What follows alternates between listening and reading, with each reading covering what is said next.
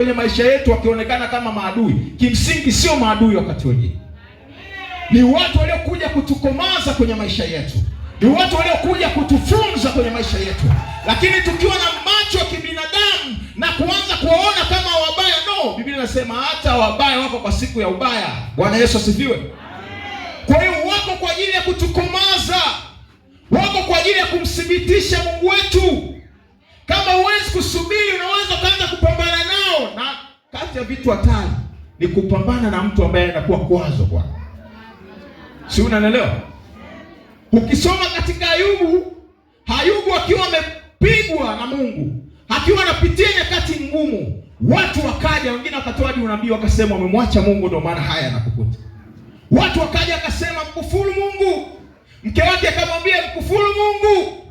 Sasa kama Ayubu angeanza kupambana na hawa watu na kurudisha yale maneno na kufanya vurugu nao, nataka nikwambie angepoteza mapema.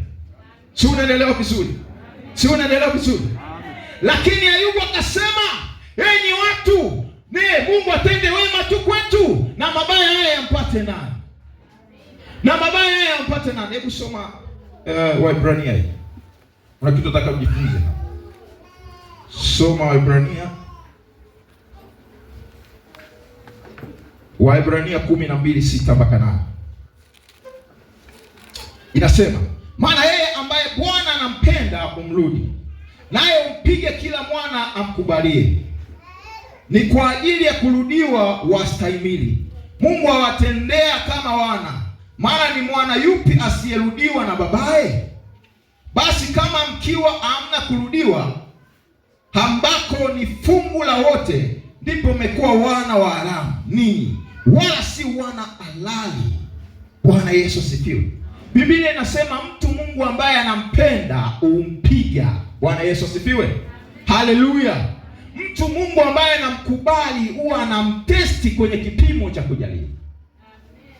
Lazima kuweke kwenye kipimo cha kujaribu katika muda. Kuna mambo Mungu, siku moja nabii mmoja kaja nyumbani. Actually sio nabii lakini alitumika wakati ule kama nabii.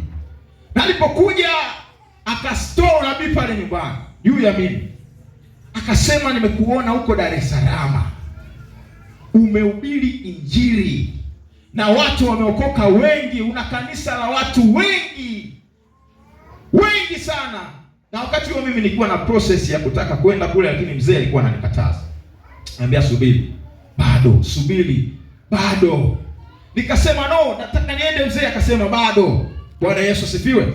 Nikasema nataka niende bado. Baadaye akaja yule nabii. Akatoa nabii na hata ile location aliyotoa ndio ilikuwa ni sehemu ambayo nina target ya mimi kwenda kufanya. Nilipoona vile nikasema tena, alimtoa mbele ya mzee, alitukuta tumekaa na mzee. Nilipoona vile nikamwambia mzee, lazima niende. Huyu bwana amesema habari ya unabii huu. Ninaona sasa ndo wakati wangu. Mzee akasema no, subiri. Bado muda, subiri. Nikasema no, siwezi kusubiri. Nikaondoka. Yafikiri haikuchukua muda kama tumeongea leo, nikakaa kama wiki, nikaondoka nikaenda Dar es Salaam. Na nilipoenda Dar es Salaam, kwa sababu yule nabii akasema Mungu amekuandalia watu wengi sana na nini. Nilipoenda Dar es Salaam kweli Mungu akanifanikisha kwa sehemu. Lakini baada ya muda mfupi nikaanza kupitia nyakati ngumu sana. Ilifika sehemu sasa nikaanza kumpigia mzee, kwamba mzee tuma hata kilo 20 ya unga, maana nitakufa huko. Bwana Yesu asifiwe. Haleluya. Baadaye nikamuuliza Mungu, mbona yule jamaa alikuja akasema, mbona yule nabii alikuja akasema pale kwamba nina watu wengi nitapata na huku utanibariki sana. Akaniambia no. Wewe umeharakisha. Wakati ulikuwa ni bado. Ulipaswa kuendelea kusubiri. Mpaka nitakapokuja tena na kuombea nenda. Na kati ya kinywa ambacho alikuwa anatumia Mungu wakati ule nafikiri alikuwa ni baba. Bwana Yesu asifiwe. Na ni mara nyingi wazee wetu hawa kiroho wanaona mbali sana. Wakati wengine wanapokuambia subiri, unaweza kaisi kama anakuonea wivu. Unaweza kaisi kama vile anataka kukuzuilia kipawa alipacho Mungu amekupa. Kumbe wameona vitu vingi. Na Mungu mara zote anapotaka kusema na mtu wake lazima apitie kwa mababa wa kiroho. Nenda kamwangalie Samueli, wakati aliitwa kwa sauti ya Eli. Bwana Yesu asifiwe. Akaitwa Samueli, akakimbilia kwa Eli zaidi ya mara 3. Mungu anapotaka kuwaita watu wake anapitia kwa mababa wa kiroho. Bwana Yesu asifiwe. Ndipo mzee akaniambia subiri, lakini nikakimbia kabla ya wakati.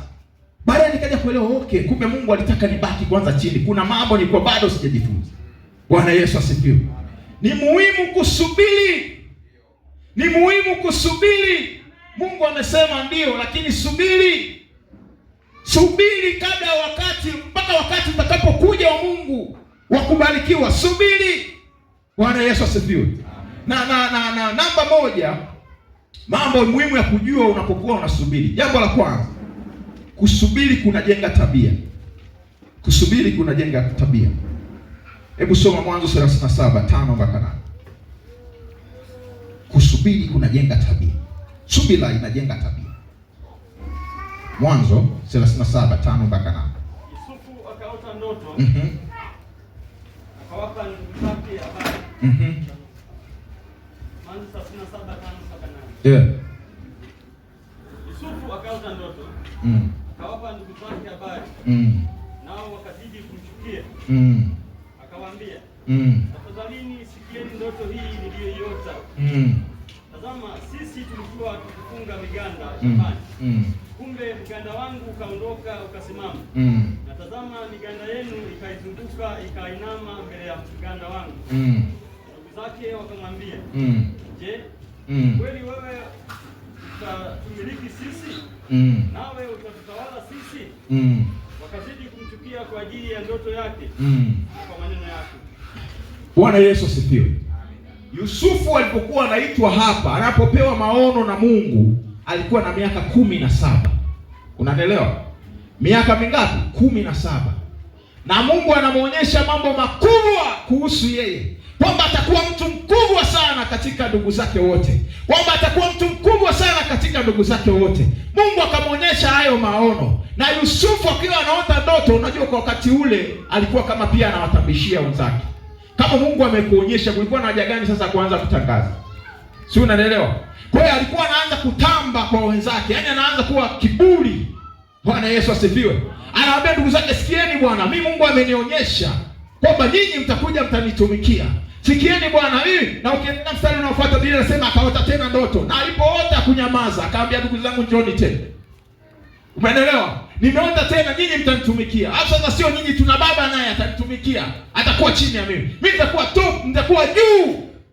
Bwana Yesu asifiwe. Haleluya.